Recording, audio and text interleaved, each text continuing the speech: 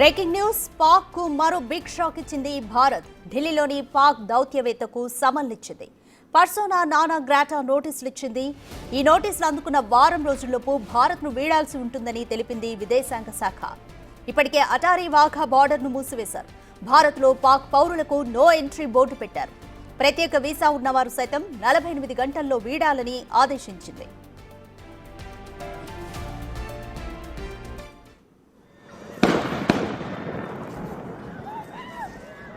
यहाँ पर अटैक हुआ आतंकवादियों का, हम लोग बाल बचे हैं. ఇక ఇవాళ రాజ్నాథ్ అధ్యక్షతన అఖిలపక్ష సమావేశం జరగనుంది. కేబినెట్ సబ్ కమిటీ నిర్ణయాలను వివరించనున్నారు రాజ్నాథ్. పాకిస్తాన్పై ఎలా వ్యవహరించాలన్న దానిపై చర్చిస్తారు.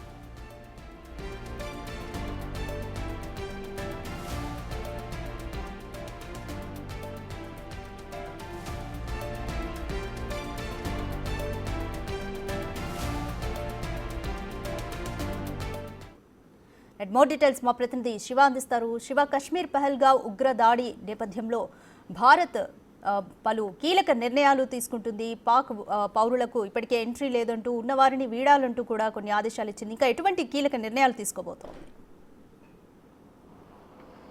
రైట్ రతిక, పెహల్గామ్లో జరిగిన ఉగ్రవాదుల దాడికి సంబంధించి దాంట్లో అనేక మంది మరణించారు. దాదాపు 26 మంది మరణించారు. భారతీయులు 25 మంది, నేపాల్కు సంబంధించిన ఒకరు మృతి చెందారు, మరికొంతమంది గాయపడ్డారు.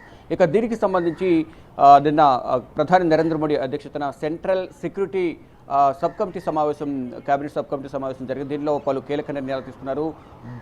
భారత్కు సంబంధించి భారత్లో ఉన్న పాకిస్తానీలు అందరూ కూడా తిరిగి వెళ్ళిపోవాలి. మరోవైపు పాకిస్తాన్ హైకమిషన్లో ఉన్నవారు కూడా, ఎవరైతే భారత్లో పాకిస్తాన్ హైకమిషన్కి సంబంధించి వారి రాయబార కార్యాలయానికి సంబంధించి ఎవరైతే ఇక్కడ ఉన్నారో వారందరూ కూడా పాకిస్తాన్కు తిరిగి వెళ్ళిపోవాలని కూడా తెలియజేశారు. మరోవైపు 48 గంటల్లోపు ప్రతి ఒక్కరు కూడా, ఏదైతే వీసాల మీద వచ్చిన వారు ఎవరైతే ఉన్నారో వారందరూ కూడా 48 గంటల్లోపు వెళ్ళిపోవాలంటూ కూడా తెలియజేశారు. మొత్తంగా చూసుకుంటే ఢిల్లీలోని పాక్ దౌత్యవేత్తలకు సమన్లు జారీ చేశారు. పర్సోనా నానా గ్రాటా నోటీసులకు భారత్ ఇచ్చింది. ఈ నోటీసులతో వారం రోజుల్లో భారత్ను వీడాల్సి ఉంటుంది. అయితే మే 1 వరకు సమయం ఇచ్చారు. మే 1 లోపు అందరూ వెళ్ళిపోవాలంటూ కూడా తెలియజేశారు. కటారీ వాఘా బోర్డర్ వద్ద కూడా రాకపోకలను నిలిపివేసినట్టు తెలియజేశారు.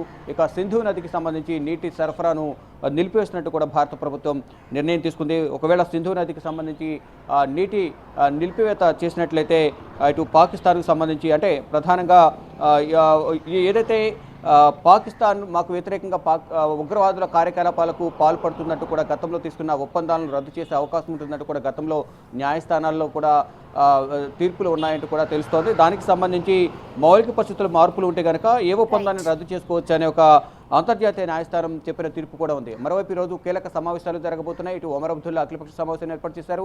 మరోవైపు రాజ్నాథ్ సింగ్ అధ్యక్షతన ఈరోజు సాయంత్రం 6 గంటలకు సమావేశం జరగబోతుంది. మరోవైపు కాంగ్రెస్ వర్కింగ్ కమిటీ సమావేశం కూడా జరగబోతుంది. అంటే పెహల్గామ్లో జరిగిన దాడులకు సంబంధించి ఈ అఖిలపక్ష సమావేశం అనేది ఒమర్ అబ్దుల్లా నిర్వహిస్తున్నారు. ఇటు ఢిల్లీలో కేంద్ర రక్షణ శాఖ మంత్రి రాజ్నాథ్ సింగ్ అధ్యక్షతన జరగబోతోంది. మరియు కాంగ్రెస్ కూడా CWC సమావేశం నిర్వహించబోతోంది.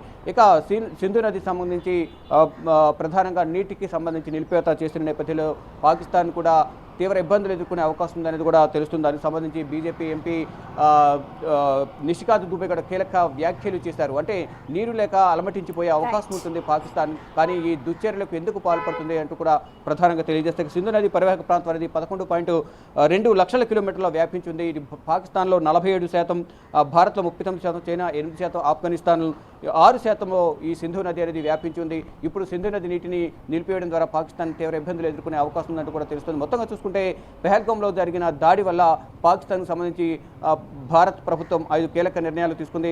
ఇటు ఈరోజు ఈ సింధు నది పరివాహక ప్రాంతానికి సంబంధించి నదీ జలాల వివాదానికి సంబంధించి కూడా ఈరోజు కేంద్ర జలశక్తి శాఖ మంత్రి CR పాటిల్ ఆధ్వర్యంలో కూడా key meeting, high level meeting కూడా జరగబోతోంది.